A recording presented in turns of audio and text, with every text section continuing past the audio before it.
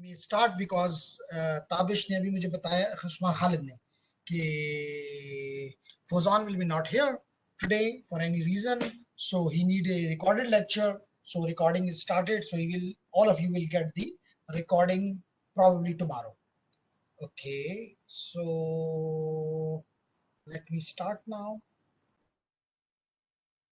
So it is in progress. Good. That is the good tool, WebEx, while the one which is being used by most of the teachers in the university, which is meeting, web meeting, Google Meet, well, it has a lot of problems. Probably it is a free version or whatever, but this tool is very good. That is the reason I am shifting the university students also to the same platform. So, gentlemen, let's start. And I want to share with you.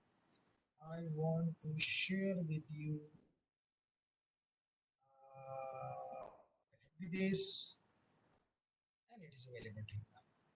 Okay. So, if okay, and let me open the chat. So it should be on the server. Yeah, Tavish, it is both Zoom, and although Zoom has some vulnerabilities जिसका during this पता चला, but WebEx में अभी तक ऐसी कुछ चीज सामने नहीं आई, तो yeah, both are Zoom and WebEx are good.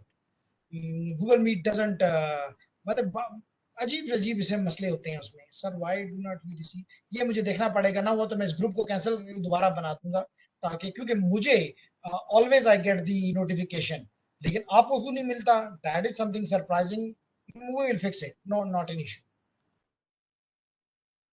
कल का दिन गुजर जाए, बिकॉज इन दिनों में मेरी हर सुबह मॉर्निंग में 6 घंटे की क्लास नहीं, 9.5 घंटे की क्लास होती है. थ्योरी की 3 घंटे की ना 6 घंटे की, तो 6 घंटे की क्लास में उनके साथ मॉर्निंग में लेता हूँ, 3 घंटे की आप लोगों के साथ लेता हूँ, तो मेरे पास ना टाइम नहीं होता मैनेजमेंट के लिए. So I will fix it, not an issue. Okay, Tabish and company.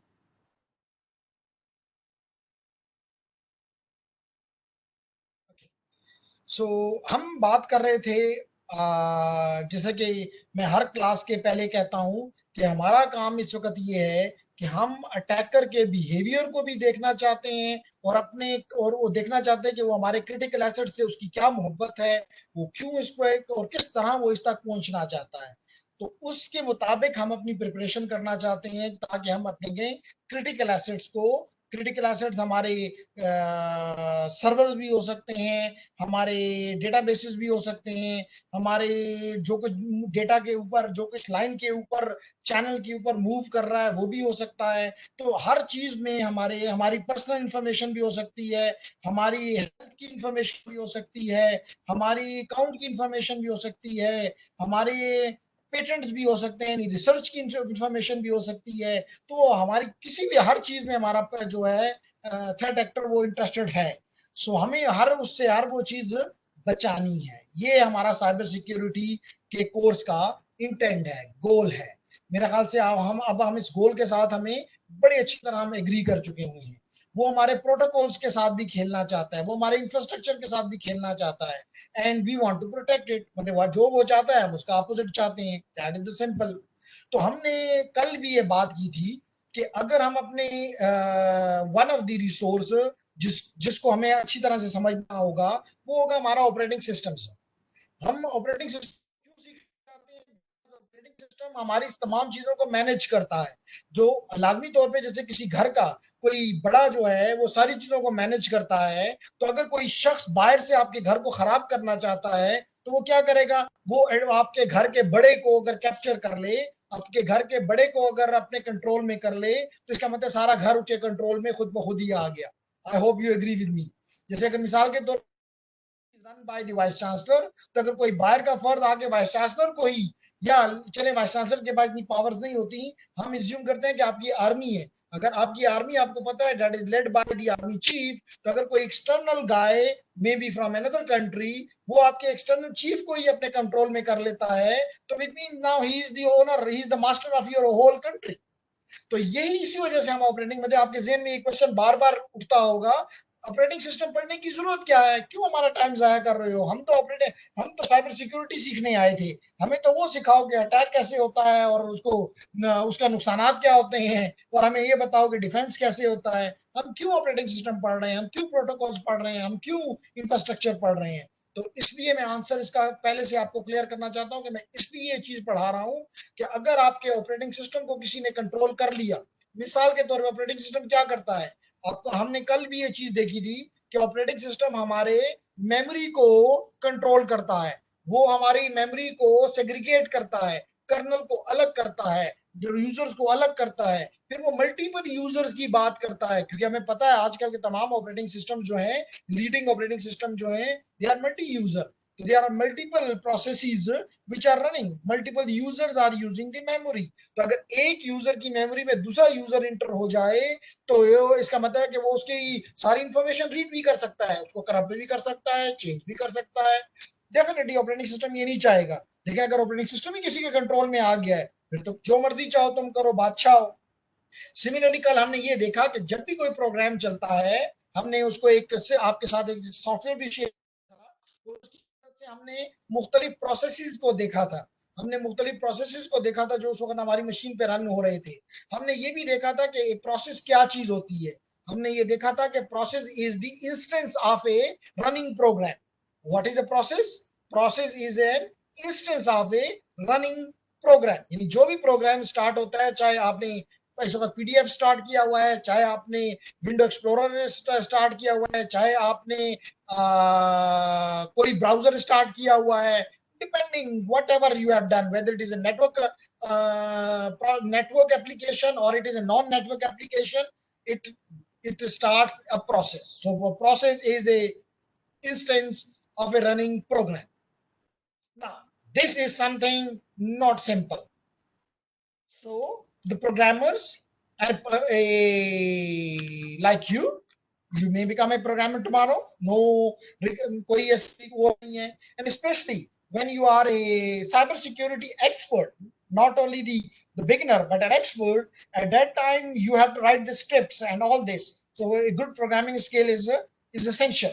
So हम इंशाल्लाह कोशिश करेंगे इस कोर्स में नहीं लेकिन किसी और कोर्स में कि हम अपनी सॉफ्टवेयर की स्किल्स को भी स्ट्रांग बना लें, ताकि कल हमें कोई स्क्रिप्ट्स वगैरह लिखने हो तो हमें हमारा ऑपरेटिंग सिस्टम का जो कॉन्सेप्ट्स हैं उनको हम इम्प्लीमेंट कर सकें, हम अपने प्रोसेसेस अपने खुद लिख सकें और उनके मुताबिक काम कर सकें। तो मैं बता ये रहा था, इसके अलावा मैंने बताया कि एक प्रोसेस जो है वो बाजू का बहुत से काम करने होते हैं उसको। तो एक तरीका तो ये है कि बस वो प्रोसेस टकाटक एक ही काम एक के बाद दूसरा काम करता रहे, it will take too long. So what we have done for this, we have divided this process into multiple sub processes, may I call, and we call them the threads. मैंने कल आपको बताया था, अगर आपको याद हो, हमने एक प्रोसेस को क्लिक करते थे उसकी मैंने नंबर ऑफ थ्रेड्स हमने किया, क्योंकि हमें पता है कि हमारे पास अब हमारे कंप्यूटर्स में मल्टीपल प्रोसेसेस हैं, लॉजिकल प्रोसेसर्स हैं। तो अगर एक एक प्रोसेस ही चल रहा है, एक ही प्रोसेस उसमें चलेगा प्रोसेसर पे, इसका मतलब rest of the processors are vacant, which mean we are losing the resources, which is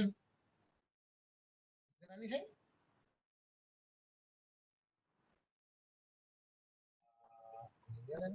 Tabish has joined us twice. Okay, no problem. Okay, no problem. So continue. Okay, तो बात मैं ये कर रहा था, anyhow, are you getting my voice and everything? खामोशी है।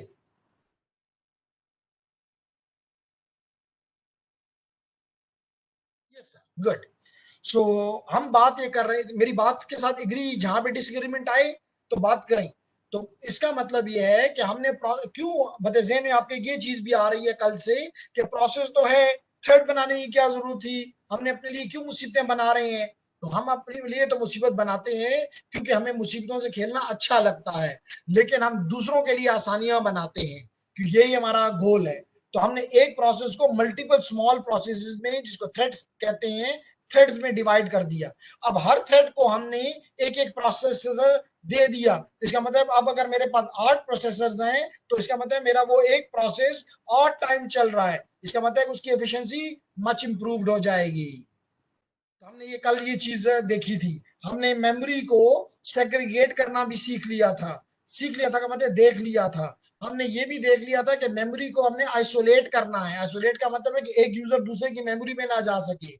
अगर कर्नल जो है, अगर कर्नल में जाना भी होता है तो इस कार्ड स्विचिंग, मतलब बाज़ औक़ात यूजर का प्रोसेस जो होता है उसमें किसी पेरिफेरल को यूज प्रिंटर को यूज करना है, फॉर एग्जांपल कार्ड को यूज करना है, ग्राफिक कार्ड को यूज करना है, या हार्ड ड्राइव को यूज करना है, तो वो तो आपको पता है किसके कंट्रोल में है, कर्नल के कंट्रोल में है, ऑपरेटिंग सिस्टम के कंट्रोल में है। तो then you have to switch from the user mode for a specific time and that is to be controlled by the operating system। तो वही बात, अगर ऑपरेटिंग सिस्टम किसी के कंट्रोल में आ गया तो फिर आपका हर प्रोसेस जो है जो कि यूजर में चल रहा है वो, और अगर आपका तो छोड़े उसका प्रोसेस, क्योंकि उसके प्रोसेस भी आपके मिसाल के तौर पे आपको आपके कंप्यूटर पे उसने एक मैलवेयर इंस्टॉल कर दिया। मैलवेयर जब भी स्टार्ट होगा तो उसकी भी वो भी यूजर बन जाएगा, वो भी एक यूजर स्पेस में आ जाएगा। अगर वो यूजर स्पेस से किसी तरीके से कर्नल स्पेस में चला जाए और वहां पे वो करप्शन शुरू कर दे, इसका मतलब है कि वो मालिक बन गया। हो सकता है वो आपकी पूरी मशीन को ही करप्ट कर दे, ब्लू स्क्रीन ऑफ डेथ आपको दिखा दे। तो that is something which we are studying, right. So that was the reason मैंने आपके सामने जो चीज पढ़ी, इसके अलावा डेफिनेटली आपके ऑपरेटिंग सिस्टम का काम जो है वो सीपीयू को कंट्रोल करना भी है। क्योंकि लाजमी तौर पे अगर लेट करें आपके पास 4 प्रोसेसर हैं, चारों ही प्रोसेसर ने एक एक प्रोसेसर पकड़ लिया, इसका मतलब बाकी तमाम एप्लीकेशन जो है वो सो जाएं, क्योंकि मेरा ऑपरेटिंग सिस्टम फारग नहीं है, मेरे सारे प्रोसेसर बिजी हैं। और अगर ये प्रोसेसर पकड़ लिए किसी मालवेयर ने, किसी गलत प्रोग्राम ने, वो तो कभी छोड़ेंगे ही नहीं। तो इसका मतलब है कि मेरा मेरा कंप्यूटर हैंग हो जाएगा, हॉल्ट हो जाएगा, विच इज नॉट डिजायर्ड। इसका मतलब है कि प्रोसेसर जो है को किसी प्रोसेस को देना और उससे वापस छीनना, वापस लेना, that is this is also the job of the operating system. तो इसका मतलब है कि ये जो आपके सीपीयूज हैं, चाहे वो 2 हैं, चाहे वो 4 हैं, क्वाड कोर है, ऑक्टा कोर है, व्हाटएवर इट इज, अंडरस्टैंड कि उसको किसी प्रोसेस को देना और उससे वापस लेना और उसकी वक्त की स्टेटस को अपने पास प्रिजर्व करना, ताकि अगर वो दोबारा जाए और दोबारा वही काम शुरू कर दे, इसका मतलब it is the wastage of resources. तो जब वो दोबारा उसको मिले तो वो उससे अगला काम करे, फिर उससे वापस ले लिया जाए, किसी और को दे दिया जाए, फिर उसको सारी इसके कॉन्टेक्ट सेव किए जाएं और इसको दोबारा वापस लाया जाए। तो this is again A job of the operating system. तो आई थिंक इससे आज के चंद मिनट की बात से आपका interest toward the operating system, इसीलिए हम स्पेशली कंप्यूटर सिस्टम इंजीनियरिंग में या कंप्यूटर इंजीनियरिंग में, इवन अगर मेरे हाथ में थोड़ा सा इलेक्ट्रिकल का हाथ हो तो मैं वहां भी इस कोर्स को इंक्लूड करवाऊं, ताकि अगला, क्योंकि मुझे नजर आता है, बल्कि मैं इस कोर्स को इस तरह इंक्लूड करूं कि कुछ सिस्टम प्रोग्रामिंग भी करवाऊं, कुछ ऑपरेटिंग सिस्टम की प्रोग्रामिंग भी करवाऊं और इस कोर्स को एक कोर्स में जमा कर लूं। तो इससे जो स्पेशली जो अच्छे बच्चे हैं उनके लिए बड़ा आगे जाने का रास्ता अच्छा हो जाएगा। लेकिन नहीं आओ, कोई मसला नहीं, हम इस प्लेटफॉर्म से ये काम कर सकते हैं। Okay, Tabish raise the hand, so I should go to Tabish. अस्सलाम वालेकुम। वालेकुम अस्सलाम। उस्मान, मैं आपका जवाब बाद में देता हूँ, मैं पहले ताबिश की बात सुन। जी ताबिश। सर मुझे एक कन्फ्यूजन है सर, ये सब तो ठीक है सर, ये हैकिंग वगैरह सर, लेकिन अभी जो मेरा ऑपरेटिंग सिस्टम है सर वो उस पे जो आईपी एड्रेस प्राइवेट है सर।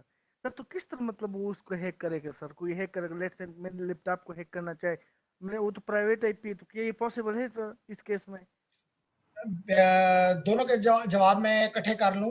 पहला जो क्वेश्चन जो कि मुझे नहीं समझ आती कि जब मुझसे कोई बात कर रहा होता है तो वो बाकी लोगों को आवाज जाती है या नहीं, मतलब मुझे वो क्वेश्चन रिपीट करने की जरूरत होती है या नहीं।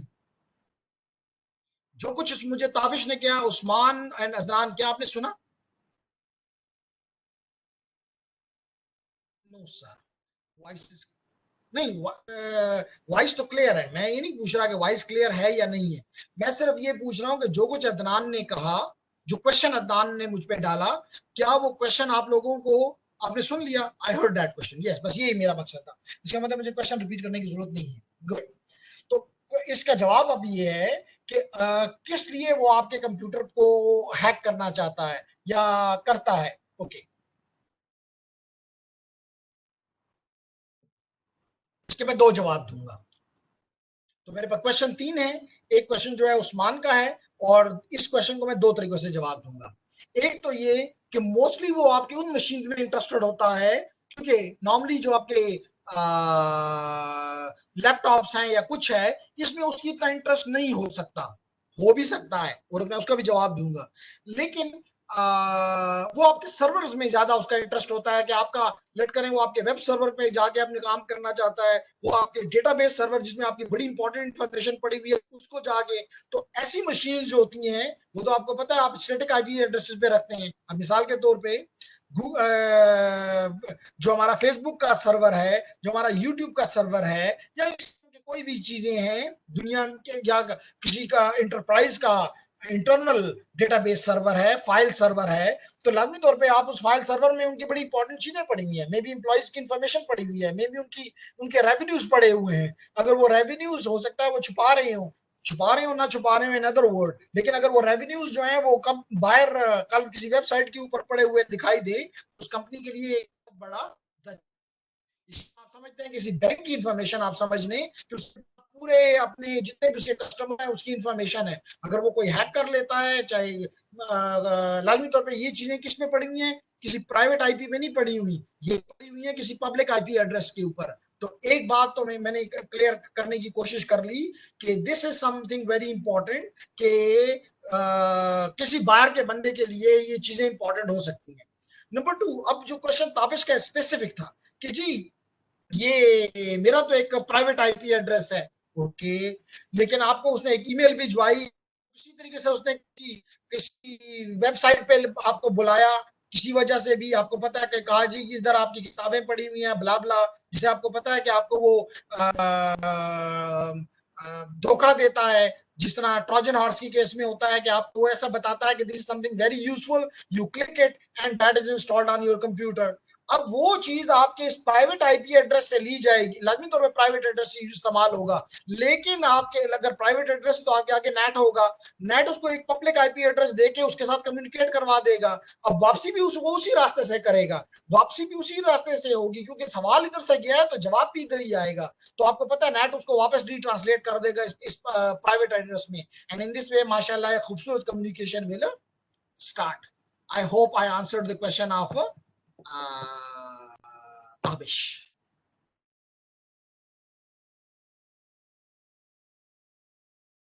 ताबिश का सवाल पूरा हो गया। एक दफा फिर उस्मान का क्वेश्चन यहीं पे रुक गया, क्योंकि अदनान ने क्वेश्चन डाल दिया कि is it possible to hack a PC without internet. अगर इंटरनेट में कुछ नहीं, आप इंटरनेट से कनेक्टेड ही नहीं है, तो फिर आपको कौन हैक कर सकता है? फिर तो आप बादशाह हैं, लेकिन you never want to be not connected to the internet. मतलब हम ये नहीं कर सकते कि नेट से अपने आप को जुदा कर लें, क्योंकि आज आप हमारे पास, हम लास्ट टाइम भी मैं सुबह की मॉर्निंग में क्लास ले रहा था, तो हमने बात की स्टूडेंट से, मैं यही बात कर रहा था कि इंटरनेट के अब तो हमें ऐसा लगता है कि हमारे लिए जिस तरह, बल्कि यूरोप में कई ममालिक पे it has been considered as the necessity of life, which means अगर कोई मुल्क ये नहीं देता तो इसका मतलब है कि वो इंसानी हकूक की खिलाफवर्जी कर रहा है। तो इंटरनेट के साथ अगर आप इंटरनेट से आप डिस्कनेक्ट कर दिया तो विच मीन्स इसका मतलब है कि आप कहते हैं कि घर में चोरी हो सकती है, मैं खला में चला जाता हूँ। यस, खला में चले जाए, वहां चोरी नहीं होगी, लेकिन खला में not possible. I hope it's I answered Adnan's question.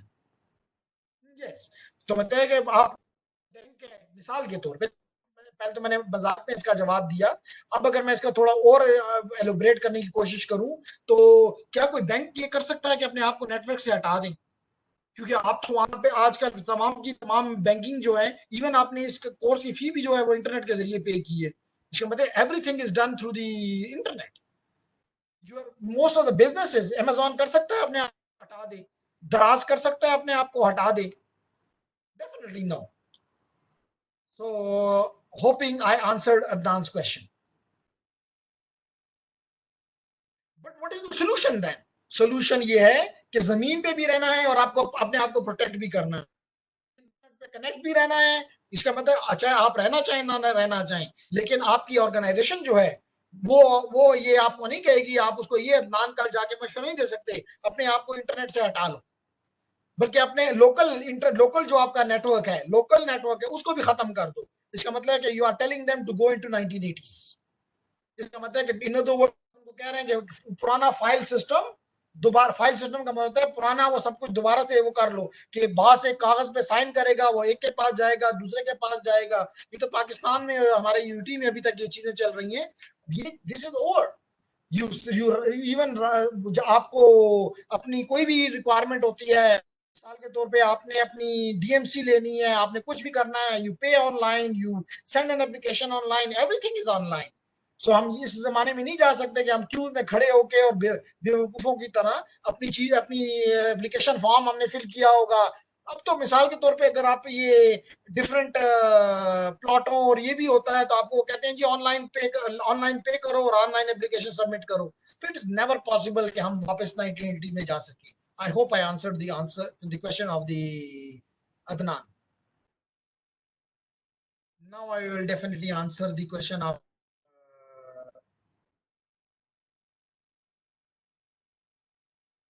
Yes. Tabish ने उस पर कमेंट किया, जस्ट कमेंट, इसलिए मैं इसको पढ़ देता हूँ। उसने ऊपर के आपने देख भी लिया होगा, तो उसने यही कहा है हम ये क्लास जो आज ले रहे हैं, अगर हम अलग हो जाए तो ये क्लास नहीं पॉसिबल। ओके, अब मैं क्वेश्चन की तरफ आता हूँ। काफी देर से पेंडिंग क्वेश्चन पड़ा हुआ है, and the question is from Usman. वो कहता है sir what if all processors are busy. लाजमी तौर पे if all the processors are busy तो विच मींस बस वही प्रोसेस चलेंगे और नहीं चलेंगे। इसका मतलब है कि that is called the context switching, कि यू स्विच, यू कीप, मैंने कुछ देर पहले एक्सप्लेन किया कि you keep the one of the process को आपने लेट कर 1 मिलीसेकंड दे दिया, you take it out, take him out, process आप उससे खाली करवाते हैं फॉर आफ्टर 1 मिली सेकेंड, और उसकी सारी इंफॉर्मेशन सेव करवा देते हैं उसको, कि जी ठीक है तुमने यहां तक चल चुके हुए हो। ओके, अब मैं दूसरे को ये चीज देता हूँ, इसलिए तो हम कहते हैं दिस इज इसका मतलब multiple processes are running simultaneously. अगर अभी तो 8-8 हो गए हैं, मैं पुराने सिस्टम की तरफ जाता हूं जबकि एक ही प्रोसेसर होता था, तो वहां पर भी मल्टीपल प्रोसेसेस चलते थे। मल्टीपल प्रोसेस कैसे चलते थे, पहले एक गया, उसने अपना कुछ काम किया, वो बाहर आ गया, फिर दूसरा गया, उसने अपना कुछ काम किया, उसको बाहर कर दिया, फिर तीसरे को भेजा गया। यानी दिस वे मल्टीपल प्रोसेसेस, आपको ऐसा लगता है कि they are running simultaneously, although they are not running simultaneously, but because they are, it is very fast. मिसाल के तौर पे it takes a nanosecond, other one also take a nanosecond, the third one also take a nanosecond, तो आपको ऐसे लगेगा all of them are running simultaneously. I hope I answered the question of Usman as well.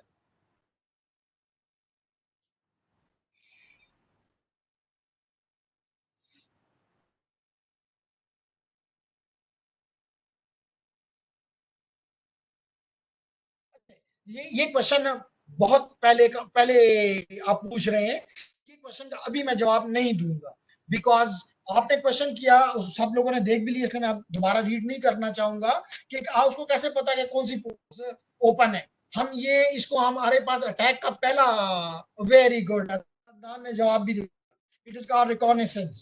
तो आप system की recognisance, recognisance का मतलब होता है कि मिसाल के तौर पे आपने घर को लूटना है, तो उसका क्या तरीका है, या एक बैंक को लूटना है क्या तरीका है, या किसी बिल्डिंग को आपने तबाह करना है। जैसे मिसाल के तौर पे आपको, अल्लाह का शुक्र है कि अब हमारा मुल्क काफी सिक्योर और सेफ है, लेकिन कुछ साल पहले तक आपको पता है कि it was specially the Peshawar and KP was highly in worse condition. तो लाजमी तौर पे अगर उन्होंने एपीएस पे अटैक किया होगा, तो क्या वो पहले दिन आए होंगे और उन्होंने ये काम कर दिया होगा? माइंड ये बताता है कि नहीं, they have done planning for months before. अब उसमें उन्होंने क्या किया होगा, उन्होंने देखा होगा कि इसका गेट किस वक्त खुलता है, इसके कितने गेट्स हैं, इसके गेट्स की हाइट कितनी है, इसकी दीवार साथ कितनी है, दीवार के अंदर क्या कुछ है, अंदर के रास्ते कौन कौन से हैं, यहाँ कौन कौन से लोग ड्यूटी करते हैं, यहाँ पे लोगों को पूरा अंदर डालना कैसे होगा, पहले से मटेरियल अंदर पहुंचाने के लिए कौन से लोग यहाँ पे ज्यादा हमारे लिए कारामद होंगे। तो दिस इज कॉल्ड रिकॉग्निसेंस। तो इसी तरह हम पोर्ट्स भी फाइंड करते हैं, हम आईपी एड्रेस भी फाइंड करते हैं, हम बहुत सी चीजें करते हैं, हम वो करेंगे। Make sense everyone?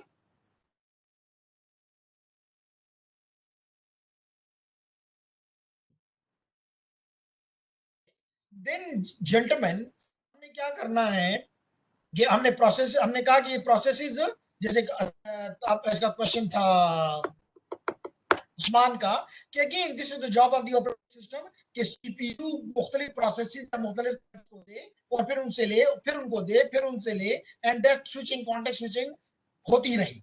तो इसका मतलब है कि सीपीयू इसलिए हमने इस यहाँ पे मेंशन कर रहे हैं। आप पहले हमने बात की थी about the ROM which is the firmware, जो कि किस लिए काम आती है, बूट के टाइम पे काम आती है। वो कुछ चीजें रोम में ही स्टोर होती हैं, कुछ चीजें हार्ड ड्राइव में स्टोर होती हैं, यानी कि डिस्क में स्टोर होती हैं। और इसके मिलाप से हमने कंप्लीट एक बात था कि किस तरह हमारा ऑपरेटिंग सिस्टम लोड होता है। once the operating system is loaded, ROM becomes cool, and then the whole of the task, whole of the control, whole of the functionalities are controlled by the operating system. And that operating system again is administered by the, which is again looked by the operating system, and that is done by the administrator, जिसको कहीं पे हम administrator कहते हैं, कहीं पे हम उसको लाइक इन विंडोज, कहीं पे हम उसको रूट कहते हैं। कहाँ कहते हैं रूट? कौन लिखेगा पहले?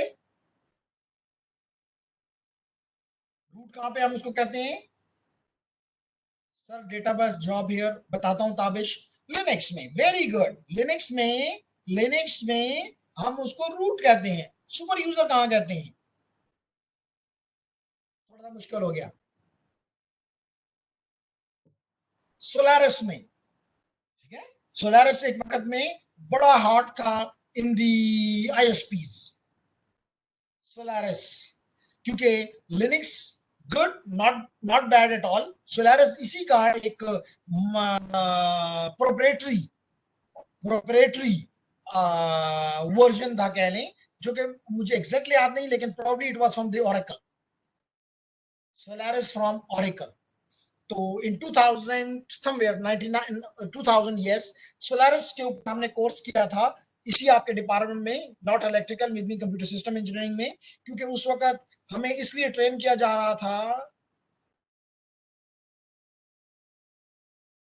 जवाब देता हूं, no it doesn't have any relation with the NS3। Solaris is an operating system. NS3 is a simulation tool. NS3 works on Linux, works on Windows, जिसमें मर्जी चलाओ। So it does not have any relation with Solaris and NS3. Great, Usman. Does it make sense? Solaris is an operating system. NS2, NS3, Omnet, Opnet, all are these are the network, mostly may I say, most, कुछ term में मैं गलत कह रहा हूं मुझे पता है, लेकिन मैं अभी आपका वो नॉलेज नहीं, इसलिए मैं उसमें जाऊं। वो these are the network simulation tools which can run on any operating system, but Solaris was a very secure operating system. That was the reason it was used by the ISPs, not by the ordinary users. और इसके लिए specialised hardware होता था। अभी भी मुझे नहीं याद पता कि एक हमारे पास भी एक वर्क स्टेशन उसमें पड़ा हुआ है या नहीं, I don't know, in the CS department, इसी पर्पस के लिए था कि वो सोलारिस को चलाएगा। तो Solaris was for this, for the Sun machines. Probably you might have heard the name of Sun machines. तो सन मशीन सोलारिस का जो मिलाप था, दैट वाज जबरदस्त। लेकिन although Solaris was running on Intel machines as well, लेकिन Solaris was very good on Sun machines. But no need to ज़हन पे बोझ डालने की जरूरत नहीं है। Very good, no issue. लेकिन ऐसे आपका मैंने नॉलेज को, आपकी अंदर के जज्बे को उठाने का मकसद है सिर्फ कि भाई देखें बहुत कुछ है आगे। मतलब ये नहीं कह देना, क्योंकि जिस दिन ये कह दिया कि मैंने सब कुछ सीख लिया, इसका मतलब कुछ दिन फुल स्टॉप लग जाएगा, उसके बाद further learning is no more there. always be thirsty for the knowledge. Let's come back to the question of Tabish. Tabish ने कहा ये डेटाबेस क्या करती है? देखे ना, अभी हमने कहा कि रैम से हमने कुछ चीज उठानी है, सीपीयू को देनी है, सीपीयू से कुछ चीज उठानी है, रैम को देनी है, सीपीयू से कुछ चीज उठानी है, वो हार्ड डिस्क में ऊपर सेव करनी है, सीपीयू से कुछ चीज उठानी है, उसको अपने नेटवर्क कार्ड को देनी है, अपने साउंड कार्ड को देनी है, अपने वीडियो कार्ड को देनी है। तो लाजमी तौर पे they need to be interconnected with one another, and how it can be done? Database. Does it make sense? Good. So which means we are in picture. We are understanding कि क्यों हम ये ऑपरेटिंग सिस्टम पढ़ रहे हैं. हम hardware को भी, सीपीयू को भी देख रहे हैं, हम रोम को भी देख रहे हैं, हम रैम को भी देख रहे हैं, हम आईओ को भी देख रहे हैं जो कि डिस्क के साथ भी कनेक्टेड है, और इसके अलावा बाकी भी आईओ का तो मतलब है इनपुट आउटपुट, लाजमी डिस्क नहीं और चीजें भी इस आईओ के साथ कनेक्टेड है. मैंने मुख्तलिफ नाम भी आपके सामने लिए जहां पे हम अपना डेटा भेज भी सकते हैं और वहां से उठा भी सकते हैं. Very good. उसके बाद जो चीज इंपॉर्टेंट है, जैसे मैंने अभी आपके कहा कि we will be interested in the administration, चाहे वो लिनक्स की एडमिनिस्ट्रेशन हो, चाहे वो स्लैब की एडमिनिस्ट्रेशन हो, चाहे वो एडमिनिस्ट्रेशन हो. तो हम ये चीज भी देखेंगे. एडमिनिस्ट्रेशन में दो चीजें देखना चाहेंगे, एक graphical. At this point, probably I will be mildly towards the GUI, graphical user interface, जिसके जरिए फॉर एग्जांपल हम क्या एग्जांपल दे सकता हूं, हम लोकल सिक्योरिटी को एडजस्ट कर रहे हैं, मे बी हम यूजर्स क्रिएट कर रहे हैं, मे बी हम ग्रुप्स क्रिएट कर रहे हैं, मे बी हम इन यूजर्स को, ग्रुप्स को, फाइल्स को हम परमिशंस दे रहे हैं. All of that is done by the administrator. Good. Good. Okay, yeah, जिस पर मैं जाना चाह रहा था. But I will be more, if you want to become like a guru, then I will be preferring कि आप एक ऑर्डिनरी बंदे की तरह सोचने की बजाय आप कुछ स्पेशलाइज सोचें और कम से कम रिलाय करें ऑन दी गुई एंड ज्यादा रिलाय करें on the command line face पे, क्योंकि it take less resources and it give you more insight. क्योंकि जब आप एक किसी भी फाइल को परमिशंस देते हैं, आपको ये नहीं, आपको ये पता होता है ये काम इस पे कर लिए. मिसाल के तौर पे आपने ये कंफर्म कर लिया कि जी एक ऑर्डिनरी एडमिनिस्ट्रेटर के लिए इट मोर देन इनफ. आपने कर लिया कि जी आपने किसी यूजर को अपने आप के लिए रीड, राइट, एग्जीक्यूट तीनों रख लिए परमिशंस. आपने अपने ग्रुप के लोगों के लिए सिर्फ उसको रीड या राइट करने की दे दी, एग्जीक्यूट उनको नहीं दिया. आपने किसी एल्स को, अदर्स को सिर्फ रीड की परमिशन दी और राइट और एग्जीक्यूट वो नहीं कर सकते. Make sense? कैसे ये हुआ? Sorry, I don't know. But when you are working on the command line, फिर आपको हर चीज का पता चलता है कि मैंने क्या कुछ किया है, and you becomes the real insight is there then. So we will be interested to look at this administration as well. Then definitely I'm interested in the file system. What I mean by the file system, how the things are stored on your hard drive, on your storage, magnetic disk, in other words, how it need to be partitioned, what should be the size of the file, what should be the file privileges. All this is done by the file system and it is controlled by the operating system. Now there are multiple operating file systems. Minor details नहीं, because minor details के लिए operating system, जैसे मैंने पहले कहा, it is a complete semester course. But as a cybersecurity analyst, हमें कुछ तो पता हो, हम बिल्कुल अनाड़ी तो ना हो. तो हमें पता हो कि कोई हमें कहता है कि ये फैट है, हमें पता हो कि फैट क्या चीज है.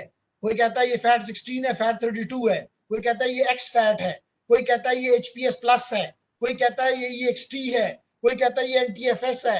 इतना तो पता हो. तो क्या है ये चीजें, ये different the size of which, yes, why not, it is not fixed. We fix it, we change it. लेकिन अगर आप साइज इसका बहुत बड़ा कर देंगे तो, क्योंकि आपको पता है कि मेमोरी आपकी हार्ड ड्राइव जो होती है उस्मान, वो छोटी होती है, सॉरी स्लो होती है, वो मैग्नेटिक है ना, जबकि आपके रैम जो है इट इज फास्टर. तो आप यहाँ पे डेफिनेटली आपकी परफॉर्मेंस कमजोर हो जाएगी, क्योंकि आप कुछ भी चीज वर्चुअल मेमोरी से उठाएंगे, उसको डेफिनेटली पहले रैम में लाएंगे और फिर रैम से उसको प्रोसेसर को देंगे, and in this way the process things will run, make the things slower, but still it will be working. Yes, we can. एक ऑपरेटिंग सिस्टम उसको खुद फिक्स करता है डिपेंडिंग अपॉन इट्स नीड, लेकिन आप उसको कम और ज्यादा कर सकते हैं, but after thinking.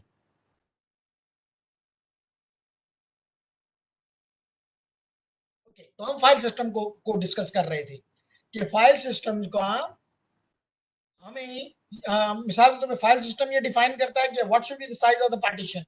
File system ये डिफाइन करता है कि what should be the file तो आपने पार्टीशन तो बनाई हुई है ना, जैसे आप कहते हैं C D E F for example, आपने अपनी हार्ड ड्राइव को, तो ये कौन मैनेज कर रहा है? That is done by the file system.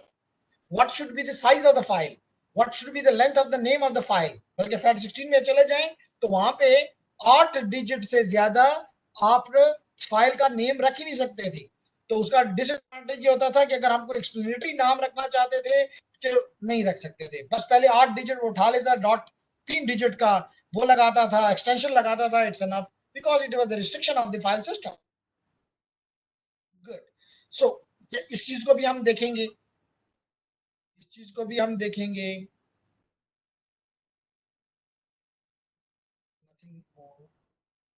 फिर बहुत ही सेंसिटिव जगह पे जाएंगे और उस सेंसिटिव जगह का नाम होता है रजिस्ट्री। उस सेंसिटिव पार्ट का नाम होता है रजिस्ट्री। इस रजिस्ट्री का मकसद ये होता है कि जितनी भी चेंजेस आपने की, जितनी भी आपने प्रोसेसेस की इंफॉर्मेशन, ड्राइवर्स की इंफॉर्मेशन, यूजर्स की इंफॉर्मेशन, हार्डवेयर की इंफॉर्मेशन, लाजमी तौर पे ऑपरेटिंग सिस्टम को ये सब कुछ पता होना चाहिए। I think you agree with me. अगर ऑपरेटिंग सिस्टम को यानी घर के मालिक को, ऑपरेटिंग सिस्टम मैंने उसका नाम आप रख दिया है घर का मालिक, अगर घर के मालिक को, जैसे अगर वाइस चांसलर को अपनी यूनिवर्सिटी के डिपार्टमेंट्स का पता ही नहीं है, उसको उनको कोई HODs का पता ही नहीं है, उसको अपनी फैकल्टी का पता ही नहीं है, तो then he is not the VC। इसी तरह अगर ऑपरेटिंग सिस्टम को उसकी सारी चीजों का नहीं पता, तो कि कौन से किस तरह प्रोसेस को मैनेज किया जाता है, किस तरह थ्रेड्स को मैनेज किया जाता है, कि कितनी मेमोरी है, कौन सा हार्डवेयर है, कौन से पेरिफेरल्स हैं, कौन से यूजर्स हैं, कौन से एक्टिव यूजर्स हैं यानी कि करंट यूजर है, so this you understand that this information is important, this information is important, so that is stored in the registry, which is a very critical one place database, and that is stored in the, we call, you may call, in a single database there are, you may call it the file, 5 different storages, जिसको हम कहते हैं hives, HIVE, HIVE। तो there are 5 hives। तो हम ये 5 hives में देखेंगे कि 5 hives में क्या कुछ है। तो मैंने अपने तमाम ऑपरेटिंग इस कोर्स को नहीं, इस चैप्टर को थोड़ा सा आज खोला ताकि आपकी जो थिंकिंग एबिलिटी है वो एक्सपेंड कर जाए, आपको पता हो कि मेरे गोल्स क्या हैं।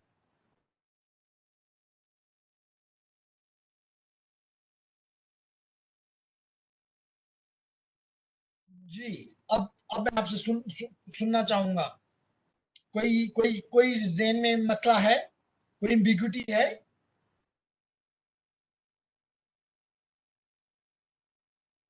Everything is transparent now, or it is translucent, or it is opaque?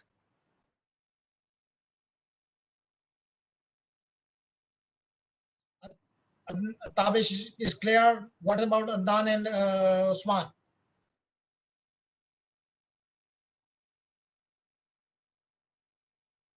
Adnan has raised the hand, so let me talk to him.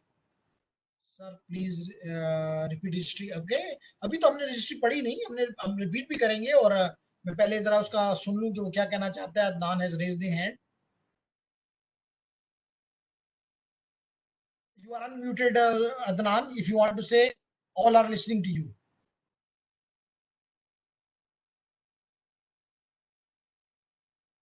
Adnan, आपने हैंड रेज किया हुआ है, it seems to me that you want to say something, इसलिए मैंने आपको unmute कर दिया हुआ है।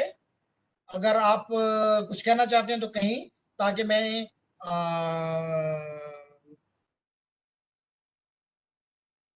जवाब दे दूं।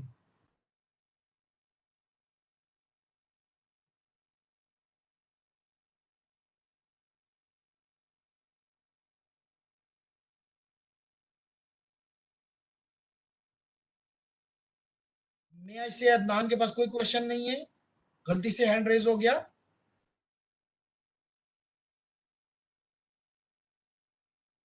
Sir there is no problem, there is problem with PC. Okay, बस मसला नहीं है, सिर्फ मैं हैंड रेज को इसलिए वो करना चाहता हूँ क्योंकि इनिशियली मुझसे कहा, शायद फौजान ने कहा था कि जी एक ओपन सा माहौल हो, ताकि ये एक तो कोर्स मुश्किल तो नहीं, इंटरेस्टिंग है, और दूसरा जो है नॉलेज थोड़ा सा स्टूडेंट को, बदकिस्मती से हम अंडर ग्रेड में उतना नहीं देते, इसकी वजह से बस लकीर के फकीर उनको बना के उनको, बल्कि एक स्टूडेंट मेरे पास है 6 सेमेस्टर में, वो मुझे इस बात पे वो करता होता है, लेकिन I never care about this. वो कहता है जी आपको जो भी क्वेश्चन कर देता है, आप उस क्वेश्चन के जवाब की तरफ निकल जाते हैं, जो कि बुक में तो नहीं होता। मैं बुक जाके पढ़ता हूँ तो उसका तो कुछ भी वहां पे नहीं लिखा होता। तो मैंने उसको यही कहता होता हूँ कि जी अगर बुक को ही फॉलो करना है तो बुक तो इंग्लिश में है, मुझे भी वही पढ़नी है, आपको भी वही पढ़ सकते हैं, तो then what is the use that I should come to the class. तो अगर ये चीज ओपन कर दी जाए तो फिर स्टूडेंट का वो खुल जाता है, फिर there is no issue. Sir यही तो आपकी क्लास की ब्यूटी है। Okay, questions, okay good, okay thank you Tabish. So let's move further. तो मैं ब्रीफ सा दोबारा बता रहा हूँ, मैंने डिटेल नहीं बताई, मैंने आज सिर्फ चीजों को खोल दिया ताकि आपका विजडम भी खुल जाए। तो रजिस्ट्री का मतलब ये है कि आपको, जैसे आपको अपने यूनिवर्सिटी वालों, let take a organization like university और एनी अदर, अब इस यूनिवर्सिटी को, इस ऑर्गेनाइजेशन को अपनी तमाम चीजें किसी डेटाबेस में स्टोर करनी है। अगर वो डेटाबेस में स्टोर नहीं है तो फिर अल्लाह ही हाफिज है इस ऑर्गेनाइजेशन का। इस तरह कंप्यूटर भी एक ऑर्गेनाइजेशन है। इसलिए हम बात जो कहते हैं, अगर आपको पता हो कि हम एक कोर्स पढ़ा करते थे in the hardware, that was computer organisation, computer organisation. उसमें यही होता था कि पूरे हार्डवेयर का और इन चीजों के बारे में हम आप बच्चों को पढ़ा देते थे। तो यहाँ पर भी हम आपको ये कह रहा हूँ कि आपका हार्डवेयर है। अब हार्डवेयर में आपको पता है अलग की चीजें हैं। अब मिसाल के तौर पे आपका आपका ग्राफिकल कार्ड, आपका साउंड कार्ड, आपका नेटवर्क कार्ड, आपका हार्ड ड्राइव, आपकी रैम, आपकी एड्रेस, पता नहीं क्या कुछ, कितने ही चीजें हैं, ड्राइवर्स हैं, आपके कितने सॉफ्टवेयर हैं, भला के सॉफ्टवेयर हैं, आपके कितने यूजर्स हैं, ग्रुप्स हैं, आपके कितने यूजर्स, उनकी प्रिविलेजेस हैं, आपकी फाइल्स हैं, उनकी प्रिविलेजेस हैं। दावी तौर पे अगर ये चीजें स्टोर नहीं है कहीं पे, तो फिर तो जो मर्जी आया कोई करेगा। इसका मतलब you have to save somewhere. जबकि जब भी कोई बंदा आके वो काम करने लगेगा, ऑपरेटिंग सिस्टम रजिस्ट्री से रीड करेगा और उसके मुताबिक उसको इजाजत देगा। अगर देखता है कि इसको ये इजाजत नहीं है, no you are not allowed to do this, तो लाजमी तौर पे somewhere it should be written, and it is written in the operate in the on the hard drive. That's the reason I have mentioned it in, on the disk, और साथ मैंने arrow लगाया। I hope I answered the question of the, मिसाल के very simple, मिसाल के पे you want to enter into my computer but you don't have my username and password, can you enter? The answer is simple no. Why? Because whenever you log in, it takes the your username and password and compare it with the uh, with the user password somewhere stored, which is stored in the registry. So matches, it allows you to go in. If it doesn't matches, we say sorry. I hope it answered the question of Usman.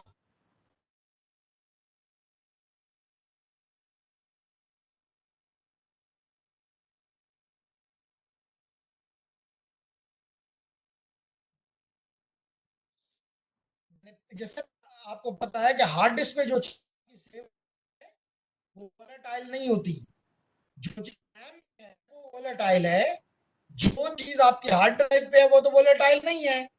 इसका मतलब है जब भी आपका computer on होता है, आपका operating system load होता है, जब ऑपरेटिंग सिस्टम लोड हो गया तो उसने हिस्ट्री पढ़ना शुरू कर दिया। जब आपको लॉगिन स्क्रीन मिल गई तो इसका मतलब ऑपरेटिंग सिस्टम बूट हो चुका है। तो फिर तो when the switch off the system, where is this information from registry? It is on the hard drive.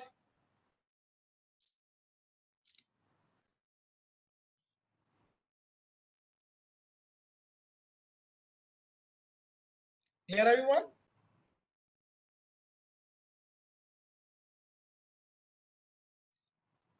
Okay. So I have done with the this booting process. And from the window perspective, मैंने बताया हुआ है आपको कि दो तरीके हैं. एक पुराना तरीका है 1980s का, which is the BIOS. आज भी हम कहते हैं जी मेरे कंप्यूटर की BIOS खराब हो गई है या BIOS अपडेट करनी है.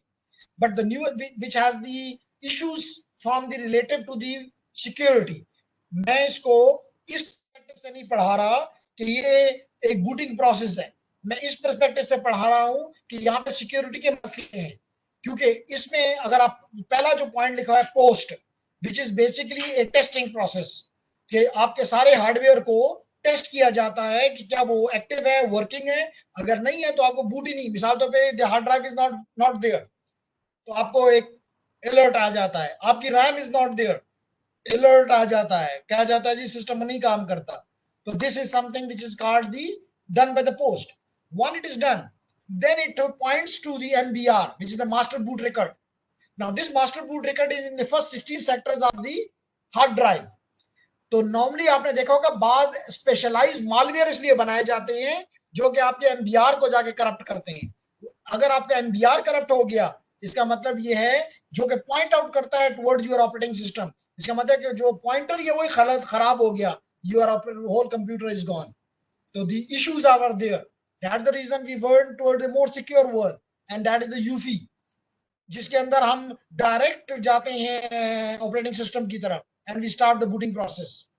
मैंने ये पहले ही एक्सप्लेन किया हुआ था, एक बात रहती थी वो भी मैंने आपके साथ दोबारा से वो कर दी ताकि आप क्लियर रहे. पर्सपेक्टिव क्या है कि UFI जो है that is a boot code in the firmware. This helps to increase the security of the computer at boot time, because the computer given directly to the protected mode, while the other one way, the old method is not secure, क्योंकि 80s में security के इतने issues नहीं थे, इतने like लोग आपकी तरह नहीं थे, इतना नॉलेज नहीं था, इसलिए मसले भी कम थे. लेकिन जो विद इन 40 years एक नॉलेज इंक्रीज हुआ, कहीं ने उसको पॉजिटिव यूज किया, किसी ने उसको नेगेटिव यूज किया. नेगेटिव यूज करने की वजह से प्रॉब्लम्स आए एंड देन पॉजिटिव वालों ने उसको कोप किया. तो हमने ओल्ड मेथड बायोस मेथड से इनिशियलाइज करने की बजाय यूफी मेथड से इनिशियलाइज करने को प्रेफर किया. सो हमने ये बातें भी लास्ट क्लास में की हुई हैं. हमने मेमोरी की आइसोलेशन की बातें भी की हुई हैं कि मेमोरी को किस तरह आइसोलेट करते हैं in kernel mode and in the kernel mode and the use. Okay, हमने ये देखा है कि कर्नल और हार्डवेयर को आपस में बात करवाने के लिए there is a software interface which is called the hardware abstraction layer. Then हमें पता है कि जो काम अभी आपको वेरी वेरी क्लियर है कि ऑपरेटिंग सिस्टम क्या करता है. जो डायग्राम मैंने पिछले आधा घंटा लगा के एक ही डायग्राम को एक्सप्लेन करने की कोशिश की, वो सारे के सारे काम किसके थे? ऑपरेटिंग सिस्टम के. अब लाजमी तौर पे अगर वो काम ऑपरेटिंग सिस्टम ने करने हैं तो उसको वो प्रोसेसेस बनाने इनिशिएट करने होंगे. वो प्रोसेसेस कहां चलेंगे? वो कर्नल मोड में चलेंगे, वो इस स्पेस में चलेंगे, वो इस स्पेस में नहीं चलेंगे. Right?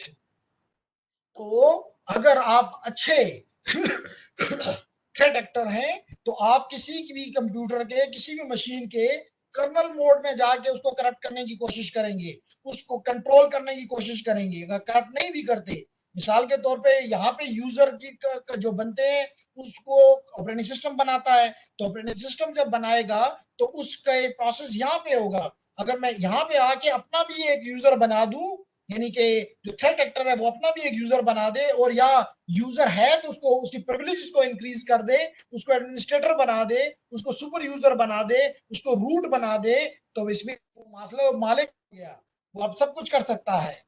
I hope you agree with me.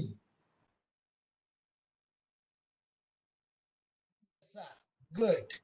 तो हमने ये चीज ही देखी कि हमारा जो ऑपरेटिंग सिस्टम है, हमारा जो मेमोरी का सेग्रीगेशन है, वो हम किसकी तरह कौन करता है? हम नहीं करते, ऑपरेटिंग सिस्टम करता है. कि once it decide one is the kernel space and the other one is the user space.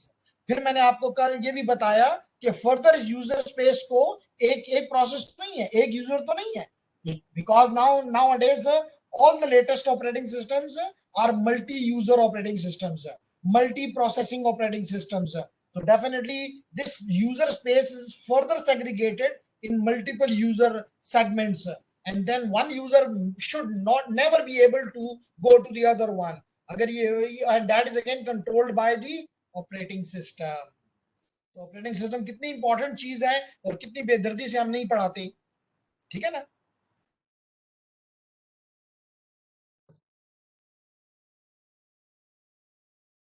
Okay, फिर इसके बारे में मैं आपके साथ रैम मैप की बात है, उसी जो टूल कल आपको दिया था उसमें मैं इसको अभी आपके सामने कि रैम के अंदर जो जो प्रोसेसेस हैं ये भी आपको आपके लिए बड़े इंपॉर्टेंट है कि आप देखें कि रैम, क्योंकि अभी हमने बात की है कि प्रोसेसेस क्या करते हैं, क्या बात की थी हमने कि जो चीज भी हार्ड ड्राइव से आएगी, जो भी किसी उससे आएगी, एक्सटर्नल किसी भी स्टोरेज से आएगी, maybe your flash drive और maybe any other device, तो वो that has to before going into the CPU it has to be given space in the RAM.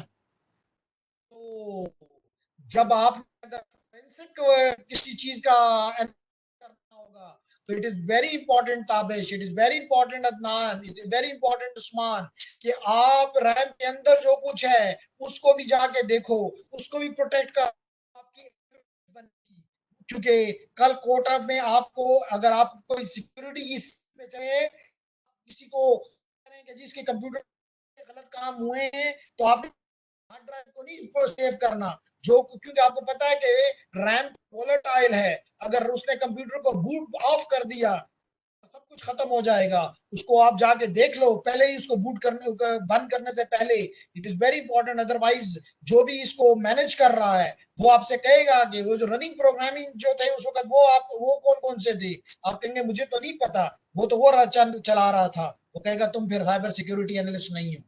तो आपको आपने नाम तो सुना होगा डिजिटल फोरेंसिक।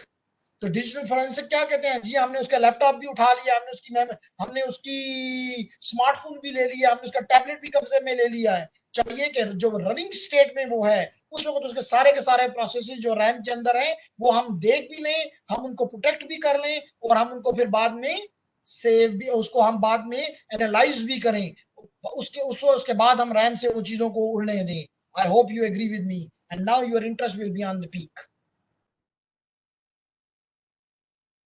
जो कि इससे पहले आपने डेफिनेटली कभी भी चीजों के बारे में नहीं सोचा होगा। Good, very good. तो इस वजह से जब हम इंफॉर्मेशन की बात करते हैं, यस अदनान, वेरी गुड कि आपका इंटरेस्ट डेवलप हो रहा है तो फिर आप करेंगे। तो जब हम स्पेशली आपको पता है कि जो है वो इंफॉर्मेशन सिक्योरिटी में मास्टर करवाता है, यानी 2 साल का प्रोग्राम चलाता है, तो इट इज नॉट समथिंग गपशप, it is something very important.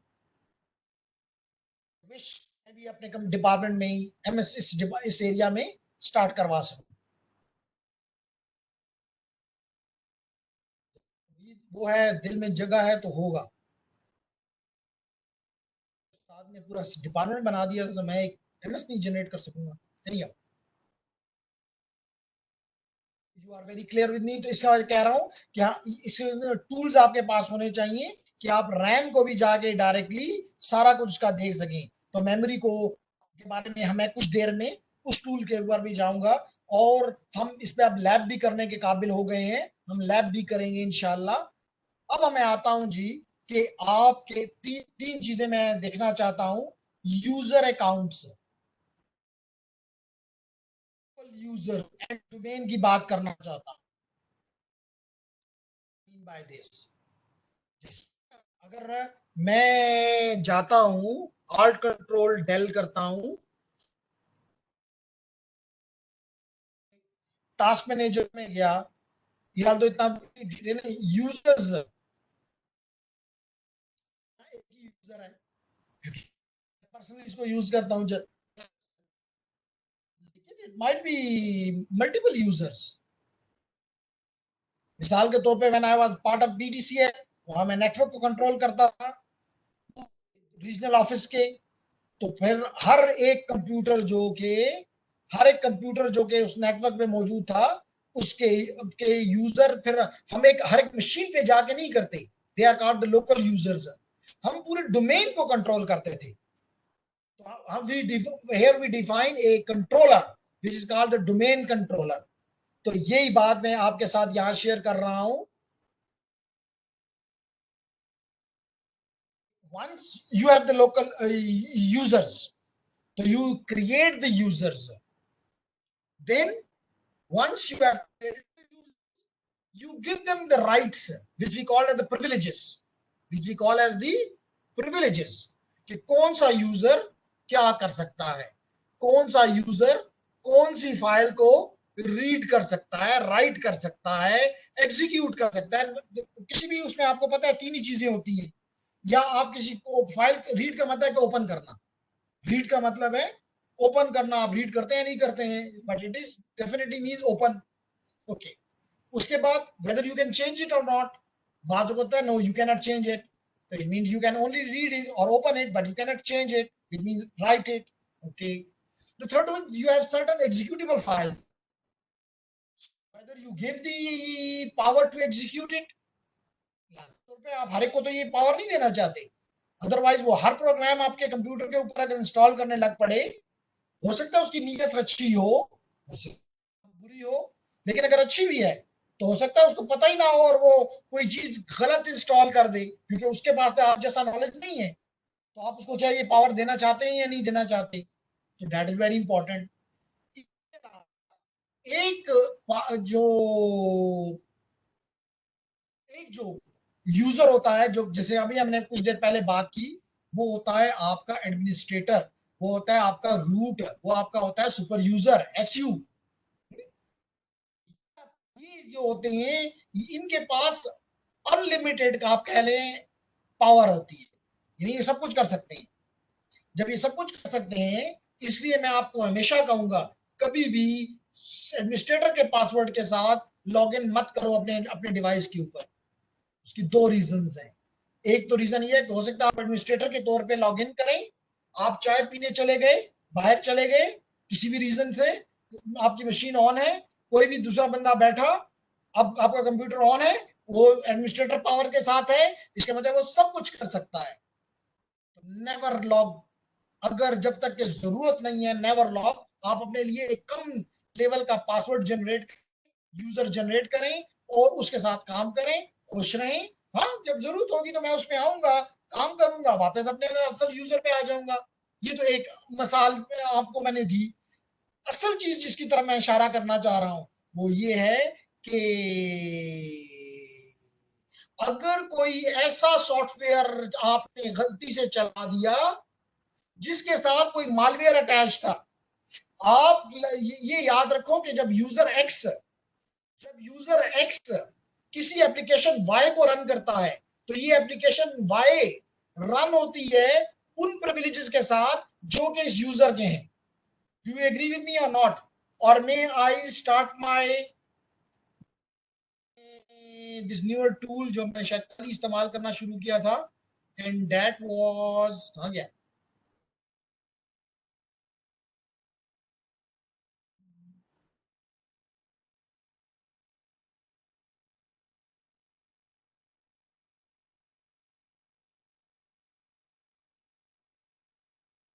Yes, this one, which is the note, which is the whiteboard one.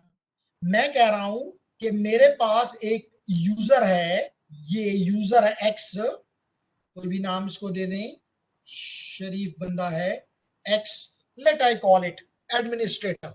चलें जी, एडमिन. नाउ दिस एडमिन साहब is running, a process.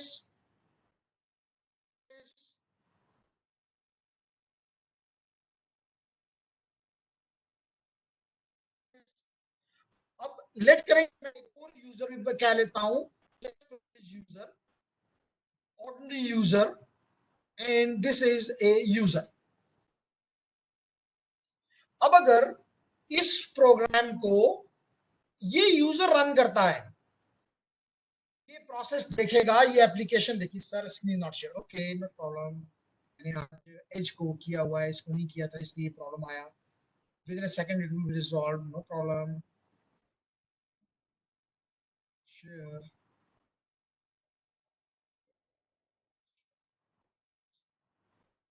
screen. Now, so it is the AWW app, which is which is a very nice. इसलिए nice है कि even I can invite you, I have the powers and we work बिल्कुल इस तरह कि हम 2-3 लोग board पे खड़े हो जाएं, एक बंदा अपने बात लिखे, दूसरा बंदा अपनी बात लिखे, बात जैसे मैं बात होगा तो आप लोगों को कहता होता हूँ, जाओ व्हाइट बोर्ड पे ये चीज अपनी लिखो, एक्सप्लेन करो, और ताकि औरों को भी समझ आ जाए और अगर क्वेश्चन है वो भी क्लियर हो जाए. तो this is excellent tool to share, invite you people there. लेकिन अभी क्योंकि आपका कोई क्वेश्चन नहीं है और टाइम भी बड़ा कम रह गया है, इसलिए मैं इस बात पे नहीं करता. तो अगर ये यूजर के प्रिविलेजेस जो हैं वो कुछ खास हैं, कम है डेफिनेटली, तो उसके मुताबिक ये प्रोसेस चलेगा. लेकिन अगर कोई एप्लीकेशन मैं स्टार्ट करता हूं जिसके साथ कोई मालवेयर भी अटैच्ड है, अगर उसको ये यूजर करता है तो उसको उसके मुताबिक की प्रिविलेजेस मिलेंगी. इसका मतलब कोई ज्यादा प्रिविलेजेस उसको नहीं मिलेंगी. लेकिन अगर आप उसको एडमिन के साथ रन करने की कोशिश करते हैं, इसका मतलब उसको तमाम हासिल है.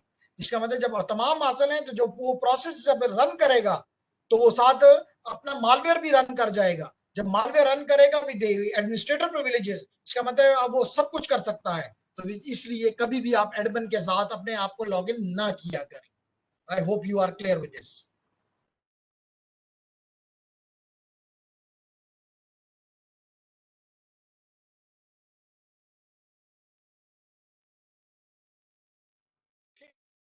अब आखिरी 2 बातें करना चाहता हूं एंड देन आपको खुदा हाफिज कहूंगा. Yes sir, okay. तो इस वक्त जो बात हम कर रहे हैं दैट इज कि एक तरीका ये कि मिसाल के तौर पे you have may be 100, 200, 500 users. इसका मतलब है कि अगर मैं आपको कह रहा हूं कि 500 यूजर्स क्रिएट करो, सिर्फ यूजर क्रिएट नहीं करने, उनको वेरी गुड बैठे रहोगे सुबह से शाम and 7 days a week. What need to be done? लाजमी तौर पे मुझे पता है कि उस 500 लोगों में ग्रुप ऑफ पीपल के एक किस्म की रिक्वायरमेंट्स होंगी,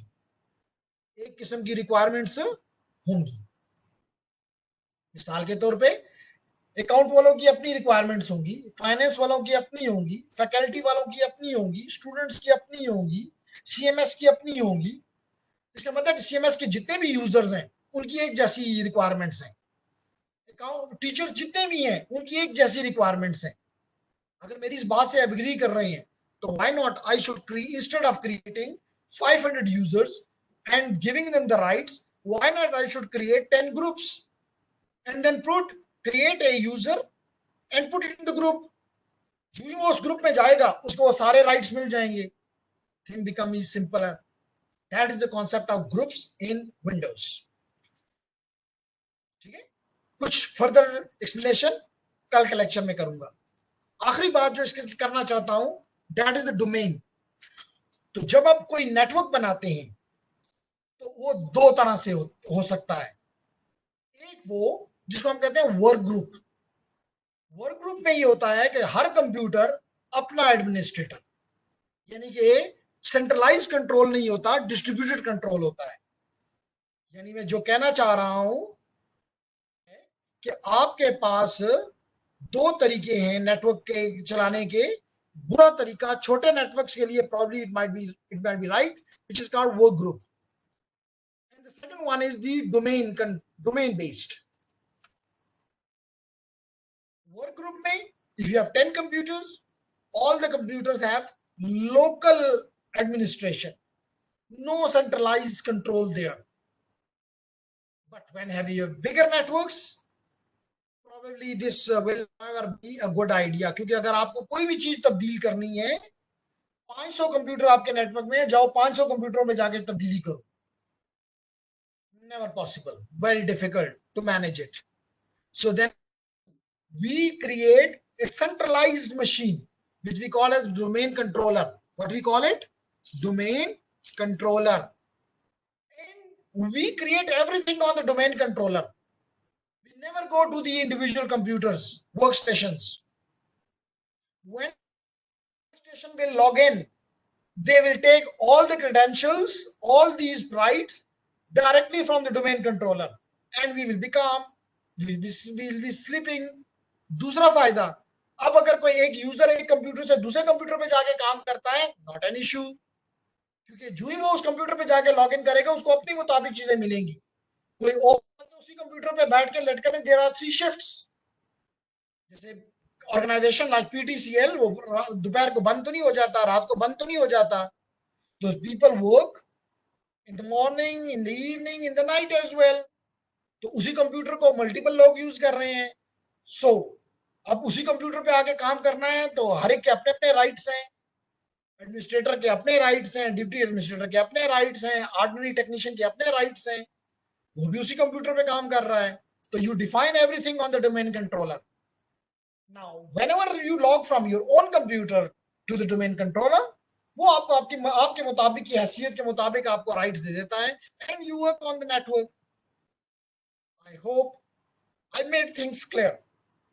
If you have any question, you may write on the chat box. The prayers time, because it starts from 7:24, it is 7:30. So still I will give you 10 minutes, and I will be back and we'll start module 2. If you have any question, I'm waiting for it. If no, then may I say goodbye to you for only this class.